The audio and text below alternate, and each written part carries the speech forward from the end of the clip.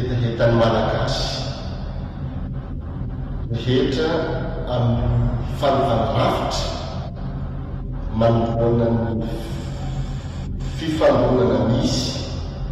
ary miamahery vaky isanandro dia manao izao fanamarana izao zaho rija zanakajy voalohany mampahery ary miombona mahelo amin'ny malagasy manamatsona faharoa mirary fahasitranana haingana ho an'ny fahatelo manatena ny hampianana ny herisetra fahefatra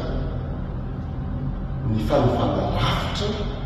dia mila olona ny famahay asa ny hoatra ny 10,000 soiany mbola manodidina ny 50,000 fanefa misy raha manaiky hotetanindrazana ny malagasy mafy anjoasa izany hoe mila mandalo ny andalana zany ny fanapateranitra anisany nanaovana ny fanokom-pirenena na ny service national tamin'ny republika faharoa ny tsy fahakian'ny olona hiasa amin'ny fanjakana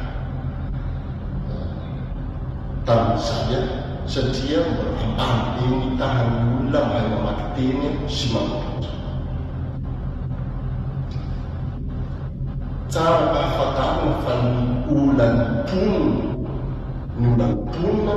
ny ivon'ny fiarahamonina no vokatry ny fahatrana sy ny tsy fahalalana dia tsy misy miaky ny tombotsoa imbonana zany hoe tsy mahatsapateny tompony ny tombotsoa imbonana zay apetraky any amin'le fomba fiteny hoe ahady sarany but de classe io dia misy olana ela fahana ho amintsika malagasy mirary fitoniana ho amin'ny malagasy rehetra mirary ny tsirairay hahitany rano ka fampandrosoana sy fanarenana ny madagasikara hoany no naharapahany atsika tsirairay afa-tsy tombotsoa manoka sotra hoe lavelana